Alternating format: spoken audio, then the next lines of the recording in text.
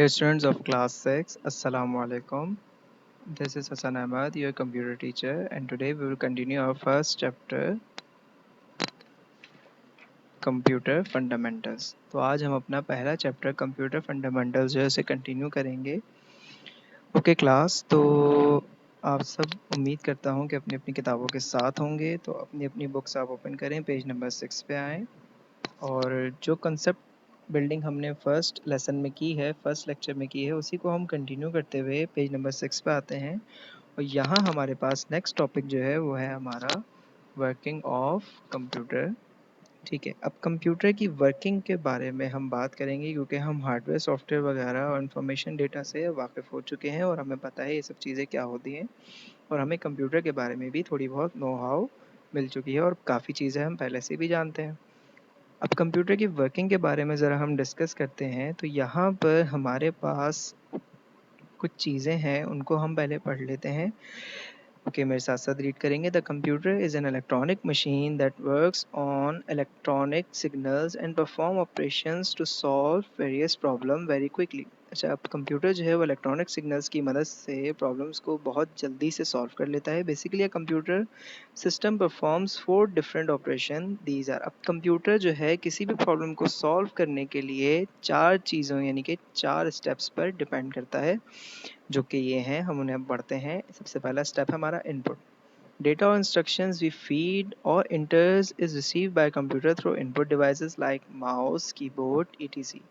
अच्छा, इनपुट कोई भी प्रॉब्लम है उसको जाहिर सी बात है कंप्यूटर को कैसे पता चलेगा जब तक हम उसे इनपुट नहीं करेंगे. ठीक है ना. तो इनपुट डिवाइसेस की मदद से हम कंप्यूटर को इन्फॉर्मेशन देते हैं. अब नेक्स्ट स्टेप है हमारा processing. The processing is completed for the data entered to convert it into information through processes with the help of a CPU. अब प्रोसेसिंग जो है CPU की मदद से जो हम अपनी इंफॉर्मेशन इनपुट करते हैं उसको प्रोसेस करता है. ठीक है, CPU क्या है हमारे लिए? प्रोसेसिंग यूनिट है. अच्छा, थर्ड स्टेप है हमारा output. After processing the information is displayed for the users with the help of output devices like monitor and printer. अब प्रिंटर और मॉनिटर के थ्रू जो भी हमने इनपुट किया होता है और प्रोसेसिंग होने के बाद हमें एक आउटपुट मिल जाता है जो कि हमें मॉनिटर की स्क्रीन पर सॉफ्ट कॉपी में या हार्ड कॉपी में प्रिंटर की मदद से हम गेट कर सकते हैं. अच्छा, चौथा स्टेप है वो है स्टोरिंग. जरा इसको पढ़ते हैं. The process of saving data. अब हम डेटा को कहीं ना कहीं सेव करते हैं. ठीक है ना. तो जो डेटा सेव होता है उसे स्टोरिंग कहते हैं. And information for future use is performed with the help of different storage devices like hard disk, CD-ROM और पेन ड्राइव. ठीक है, अब फ्यूचर यूज़ के लिए जो है हम डेटा जो हमने इनपुट किया होता है और प्रोसेस होने के बाद हमें जो आउटपुट मिलता है उसको हम स्टोर अपनी मुख्तलिफ डिवाइसेस में कर सकते हैं. ओके, अब ज़रा हम नीचे कुछ इमेजेस हैं इनको ज़रा देखते हैं. एग्जाम्पल यहाँ पे दी हुए इनपुट 3+6 इनपुट है. ठीक है ना. अब प्रोसेसिंग क्या हो रही है? 3+6. अब इसको कंप्यूटर प्रोसेस करेगा कि 3 एक वर्ड, दूसरा ऑपरेशन प्लस तीसरा डिजिट 6. ये 3 चीज़ें इनपुट होने के बाद प्रोसेसर जो है इसको प्रोसेस करेगा कि ये 3 को प्लस करना है 6 में. इसका आउटपुट हमें मॉनिटर पे या प्रिंटर के थ्रू हार्ड कॉपी में 9 मिलेगा और वो 9 हमारे हार्ड डिस्क में जाके स्टोर हो जाएगा. उम्मीद करता हूँ कि यहाँ तक आपको समझ में आ गया होगा. ओके, अब ज़रा आप स्क्रीन की तरफ देखें. मैं आपको और डिटेल में इसको डिस्कस करते हैं और बताता हूँ मैं आपको. ओके स्टूडेंट्स, तो हमारे पास सबसे पहले CPU है. ठीक है, CPU से जो है हमारे पास कुछ चीज़ें कनेक्टेड होती हैं या हम जिसके थ्रू सिग्नल्स कंप्यूटर को देते हैं वो हमारे इनपुट यूनिट्स हैं. कुछ इनपुट यूनिट्स की एग्जांपल आपके सामने हैं, आप देख सकते हैं. अब इसके बाद का प्रोसेस क्या है इसे ज़रा स्टडी करते हैं हम. सबसे पहले कंट्रोल यूनिट यानी कि CPU में arithmetic logic unit. Arithmetic logic unit का मतलब क्या है कि कंप्यूटर लॉजिकली चीज़ों को सॉल्व करता है, फिर वो चीज़ें मेमोरी यूनिट में जाती हैं और मेमोरी यूनिट से अर्थमेटिक लॉजिक यूनिट में जा रही होती हैं. ठीक है ना. तो जैसे आप 5 क्लास में रैम और रोम के बारे में पढ़ के आए हैं तो टेम्परेरीली जो चीज़ें स्टोर्ड होती हैं ये उसी चीज़ को शो कर रहा है. ठीक है ना. इसके बाद का स्टेप जो है वो है स्टोरेज का. जैसे कि हम किसी भी डिवाइस में अपनी चीज़ों को सेव करते हैं फॉर फ्यूचर यूज़ और उसके बाद हमें आउटपुट यूनिट्स के थ्रू हमारा आउटपुट मिल जाता है। ओके स्टूडेंट्स, यहाँ तक उम्मीद करता हूँ कि आप लोगों को तमाम कॉन्सेप्ट क्लियर होगा और कंप्यूटर की जो वर्किंग है वो समझ में आ गई होगी। तो हमारा आज का पहला काम जो है वो है question number 4, with the help of a block diagram explain the working of a computer. अब हम क्या करेंगे कि ब्लॉक डायग्राम की मदद से कंप्यूटर की वर्किंग को एक्सप्लेन करने की कोशिश करेंगे। ठीक है, पेज नंबर 7 में आपके पास कंप्यूटर की सिस्टम यूनिट के नाम से एक डायग्राम है। इसको आपने एज इट इज़ अपने कंप्यूटर की कॉपी में ड्रॉ कर लेना है। ओके स्टूडेंट्स, हम आगे चलते हैं। अब ये आपके ऊपर डिपेंड करता है, आप इसको इंटेली पेज पे ही बना सकते हैं और लाइनिंग पेज पे ही बना सकते हैं। ओके स्टूडेंट्स, अब आगे चलते हैं। अच्छा, कुछ इनपुट यूनिट्स की बात करते हैं। तो इनपुट यूनिट्स में हमारे पास कुछ चीज़ें होती हैं, जैसे इमेज आपको नज़र आ रही होगी सामने कि हम इनपुट यूनिट से चीज़ें इनपुट करते हैं जो कि कंप्यूटर प्रोसेसिंग के लिए इस्तेमाल करता है। तो प्रोसेसिंग के लिए जो चीज़ें कंप्यूटर इस्तेमाल करता है, यानी कि जो चीज़ें इनपुट की जाती हैं वो मुख्तलिफ डिवाइसेस से की जाती हैं। इमेजेस आपके सामने हैं, जैसे कि स्कैनर है या माइक है या कैमरा है। ये सब क्या करते हैं, चीज़ों को इनपुट करते हैं ताकि वो प्रोसेस हो सके। ठीक है, अच्छा अब आगे देखते हैं। पेज नंबर 7 पे आ जाएं आप। इनपुट यूनिट्स के बारे में ज़रा पढ़ते हैं। Whatever data we enter into the computer is called input. जो भी डेटा हम कंप्यूटर में इनपुट करते हैं वो क्या कहलाता है, इंटर करते हैं वो क्या कहलाता है, इनपुट कहलाता है। द डेटा और इंस्ट्रक्चर The data or instructions entered with the help of different input devices is accepted by the input unit that converts them into the acceptable form and supplied to the computer system for future use. Okay, अब यहाँ पर जो है हमारे पास input units वो चीज़ें होती हैं या वो डिवाइसेस होती हैं जो कि कंप्यूटर को कन्वर्ट करके देती हैं सिग्नल्स जो कि हम कंप्यूटर को देते हैं। अब जैसे कि फॉर एग्जांपल हम कीबोर्ड की मदद से अल्फ़ाबेट्स टाइप कर रहे हैं, अब वो डिवाइसेस क्या करती हैं, कंप्यूटर के लिहाज से उसे कन्वर्ट करके भेज रही होती हैं। ओके, अब आगे चलते हैं। ठीक है, अब सबसे पहली जो है डिफरेंट इनपुट डिवाइसेस में हमारे पास पहली टाइप है कीबोर्ड्स की। ठीक है ना, तो कीबोर्ड को ज़रा हम स्टडी कर लेते हैं। यहाँ पर आपको डिफरेंट टाइप्स के कीबोर्ड नज़र आ रहे होंगे जो कि एक साथ आपके सामने आ गए। अब ज़रा इनको ग्रेजुअली बारी बारी हम डिस्कस करते हैं। ठीक है ना, तो सबसे पहले जो नॉर्मल कीबोर्ड है जिसमें आपको वायर नज़र आ रही है वो हमारे पास सिंपल कीबोर्ड है। मगर दूसरे और कौन से कीबोर्ड्स होते हैं, जैसे कि यहाँ पर दूसरी टाइप हमारे पास लिखी हुई है। अगर हम लेफ़्ट टू राइट देखें, ऊपर की तरफ सेंटर में कीबोर्ड के नीचे एक कीबोर्ड है जिसमें एक यूएसबी भी हमें नज़र आ रही है, इसको डोंगल कहते हैं। ठीक है ना, तो वायरलेस कीबोर्ड क्या होता है, जो कि बिना तार के बैटरी के थ्रू डोंगल के थ्रू काम करता है। अब ज़रा पेज नंबर 7 में आए, हम वायरलेस कीबोर्ड के बारे में पढ़ते हैं। Some keyboards do not have any wire connecting to the keyboard to the system unit. A wireless keyboard is a battery powered device that transmits data to the system unit using wireless technology. अब wireless technology को use करते हुए battery की मदद से computer में input देने में या कंप्यूटर को इनपुट सिग्नल्स देने में मदद करता है। ओके, अब हमारे पास थर्ड जो है वो है mobile computer keyboard. Mobile computer keyboard की इमेजेस आपके बुक में भी जो है बनी हुई है, आप देख सकते हैं। अब जैसे कि कुछ हैंड हेल्ड डिवाइसेस होती हैं या कि इस तरीके से कहें कि नोटबुक कंप्यूटर्स वगैरह में जो कीबोर्ड होते हैं वो मोबाइल कंप्यूटर कीबोर्ड कहलाते हैं। ओके, इसके बाद जो है थर्ड जो है हमारे पास वो है ब्राइल कीबोर्ड। ब्राइल कीबोर्ड क्या है? A Braille keyboard is a type of keyboard which is mean for the blind or visually impaired people to input information in a computer. अब ब्लाइंड पीपल्स के लिए जो है वो नॉर्मल कीबोर्ड इस्तेमाल करना जाहिर सी बात है बहुत ज़्यादा मुश्किल होता है। तो बैरल कीबोर्ड यानी ब्राइल कीबोर्ड जो है वो इस तरीके से यूज़ किया जाता है कि वो ब्लाइंड पीपल्स भी जो हैं उसे, यानी कि वो लोग जो देख नहीं सकते हैं, उसे टच कर कर आराम से कंप्यूटर में इनपुट जो है इंफॉर्मेशन को कर सकते हैं। ओके, अब ज़रा यहाँ नीचे इमेजेस कुछ बनी है, आप ज़रा इनको देखें तो आपको अंदाज़ा होगा कि इनमें कुछ यानी कि आम कीबोर्ड के बजाय इनमें कीज़ के ऊपर कुछ उभार हैं, डॉट्स हैं।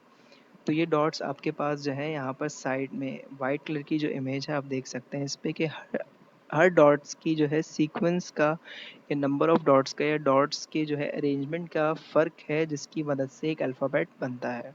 ठीक है ना? तो उसी अल्फ़ाबेट को टच करके ब्लाइंड या visually impaired people computer use कर सकते हैं। ओके स्टूडेंट्स, अब हम नेक्स्ट देखते हैं। अब हमारा क्वेश्चन नंबर 5 जो है ब्लॉक डायग्राम के बाद वो है what is the use of Braille keyboard की ब्राille कीबोर्ड का यूज़ हमने लिखना है। ठीक है ना? तो उसका आंसर आपके पास लिखा हुआ है this keyboard is categorised by a series of dots on each key in ब्राille cell. अब ये कीबोर्ड जो है वो सीरीज ऑफ डॉट्स जो कि हर की पर अलग अलग से बनी हुई है, इस तरीके से ये कंसिस्ट करता है। It is use by blind और visually impaired people to input information in a computer. इस चीज़ को हम डिस्कस कर चुके हैं। ओके, अब आगे चलते हैं। अब हमारे पास नेक्स्ट इनपुट डिवाइस जो है वो है माउस। अब ज़रा माउस को हम डिटेल में पढ़ते हैं कि हमारे पास सबसे पहला माउस की जो टाइप है वो है मैकेनिकल माउस। मैकेनिकल माउस की इमेज आप देख सकते हैं। मैकेनिकल माउस में फ़र्क क्या होता है कि इसमें रबर बॉल होती है। रबर बॉल क्या करती है कि हम उसको डिफरेंट डायरेक्शंस में जब मूव करवाते हैं तो मैकेनिकली वो कंप्यूटर को इनपुट देता है कि हम लेफ़्ट टू राइट जा रहे हैं या राइट टू लेफ़्ट जा रहे हैं, अपवर्ड जा रहे हैं, डाउनवर्ड जा रहे हैं, हम क्लिक कर रहे हैं। ठीक है ना? तो ये सारी चीज़ें जो है मैकेनिकल माउस करता है। ओके, अब ऑप्टिकल माउस क्या है? An optical mouse use laser technology to compare and track the position of the mouse rather than a ball and roller use in a mechanical mouse. अब mechanical mouse के बजाय optical mouse जो है वो laser technology की मदद से direction को फॉलो करते हुए इनपुट देता है कंप्यूटर को कि हमने माउस के पॉइंटर को, जो एरो होता है इसको पॉइंटर कहते हैं, माउस के पॉइंटर को हमने कहाँ मूव करना है। ओके स्टूडेंट्स, अब इसके बाद है वायरलेस माउस। बिल्कुल ही वायरलेस कीबोर्ड की तरह वायरलेस माउस भी जो है वो बैटरी से पावर्ड किया जाता है। और इसको ज़रा हम रीड करते हैं। A wireless mouse is a battery powered device that transmits data through wireless technology such as radio waves और इंफ्रारेड लाइट वेव्स। ठीक है, इंफ्रारेड लाइट वेव्स वो लाइट वेव्स होती हैं जो कि हम यानी कि हमारी इंसानी आँख नहीं देख सकती। जब भी हमें ये वायरलेस जो हैं रेजेस नज़र नहीं आती जिनकी मदद से वायरलेस चीज़ें चलती हैं। वो वायरलेस माउस जो है वो उसी टेक्नोलॉजी को यूज़ करते हुए बना है और वो इसी प्रिंसिपल पर वर्क करता है। इसके बाद है हमारे पास एयर माउस। एयर माउस अगर यहाँ बुक में देखें तो एक इमेज बनी हुई है और अगर आप स्क्रीन पर देखें तो आपको क्लियर होगा कि जो हमारे सिंपल टीवी रिमोट्स वगैरह होते हैं इनको भी हम एयर माउस कह सकते हैं, क्योंकि इसके लिए हमें किसकी सरफेस पे रखने की ज़रूरत नहीं है। हम डायरेक्ट इसको सिग्नल जो है अपनी डिवाइस को दे सकते हैं, इनपुट सिग्नल हम दे सकते हैं ताकि वो हमारे कमांड्स को फुलफिल करे। ज़रा से रीड करते हैं। An air mouse is a new type of motion sensing mouse that in addition to the typical buttons allows you to control objects by moving the mouse in predetermined directions through the air। अब हम air mouse के through जो है different directions में जो है चीज़ों को मूव कर सकते हैं। टीवी रिमोट्स की एक तो एग्जांपल है और दूसरी एग्जांपल जो आप अपनी बुक में देख रहे हैं इसमें ये बता रहे हैं, यानी कि ये माउस ये शो कर रहा है कि अगर हम हवा में ही इसको मूव करना शुरू कर दें, किसी सरफेस पे ना रखा हो, तब भी पॉइंटर हमारा मूव करेगा। कि स्टूडेंट्स अब ज़रा नेक्स्ट देखते हैं, नेक्स्ट वर्किंग क्या है हमारी। अब हमने इन 4 माउस जो हमने पढ़े हैं इनकी टाइप्स के नाम लिखने हैं। Name the 4 types of mouse, या आप अपनी कॉपी में एज इट इज़ लिखेंगे। Mechanical mouse, optical mouse, wireless mouse and air mouse. Okay students, उम्मीद करता हूँ कि यहाँ तक आपको समझ में आया होगा। ठीक है, अदर पॉइंटिंग डिवाइसेस का अगर हम जिक्र करें तो हमारे पास अब बुक के पेज नंबर 9 पे देख सकते हैं ट्रैक बॉल है, पॉइंटिंग स्टिक है और जॉयस्टिक है।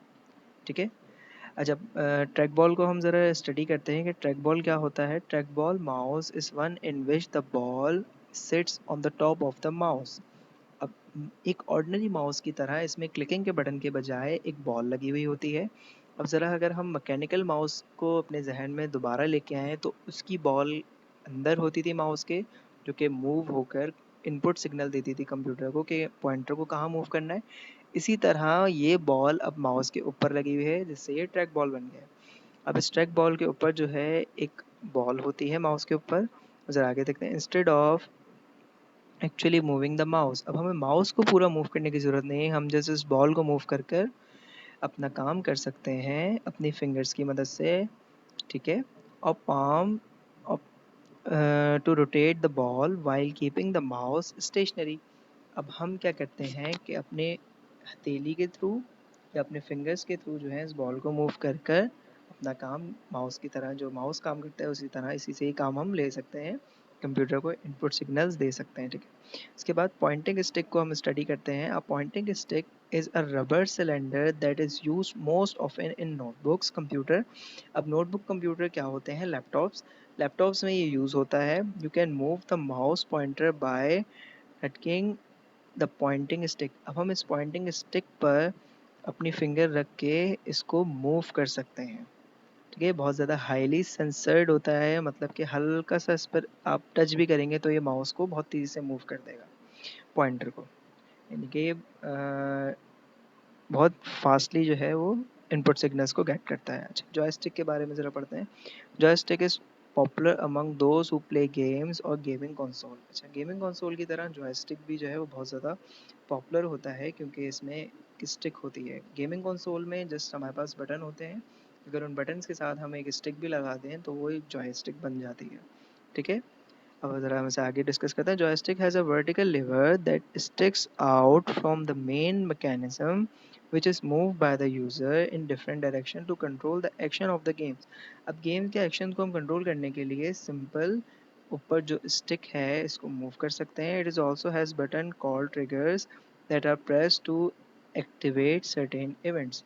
इसमें इसके साथ में साइड में बटन्स भी होते हैं जिनके थ्रू हम अगर हम गेम खेल रहे हैं तो उसको आसानी से ऑपरेट कर सकते हैं। ओके स्टूडेंट्स, अब आगे चलते हैं। अब स्कैनर में हमारे पास 3 तरह के स्कैनर्स होते हैं, ज़रा उससे डिस्कस करते हैं। स्कैनर बेसिकली एक ऐसी डिवाइस होती है जिसके थ्रू हम चीज़ों को कैप्चर कर सकते हैं। अब वो किसी इमेज, कोई इमेज भी हो सकती है या कोई नंबर्स भी हो सकते हैं या फिर किसी तरह के वर्ड्स, कैरेक्टर्स, अल्फ़ाबेट्स वगैरह भी हम इससे कैप्चर कर सकते हैं एज अ इनपुट सिग्नल, ठीक है। तो अब ज़रा इसके देखते हैं। फ्लैट बेड स्कैनर सबसे पहले आपके सामने है। फ्लैट बेड स्कैनर की वर्किंग आपको यकीनन इस पिक्चर को देख के क्लियर होगी कि हम इससे पूरे पूरे पेजेस को जो है स्कैन कर सकते हैं, बुक के पेजेस को या कॉपी के पेजेस को। इसके बाद हैंड हेल्ड स्कैनर जो है वो एक तरीके से छोटी चीज़ों को स्कैन करने के लिए काम में आता है। इसके बाद ड्रम स्कैनर में हम सिंगल पेज पे जो इमेजेस होती हैं या इमेजेस जो बहुत ज़्यादा बड़ी होती हैं, हम उसको इसमें से गुजार कर आराम से स्कैन कर सकते हैं। ओके, अब ज़रा आगे चलते हैं। ठीक है, अब हमारे पास है लाइट पेन या डिजिटल पेन। डिजिटल पेन जो है, ज़रा इसको पेज नंबर 9 में रीड कर लेते हैं। Digital pen is a pointing device that looks like a simple writing pen. एक सिंपल राइटिंग पेन की तरह ये दिखने में होता है। Inside the pen there is a photo sensor which can detect light।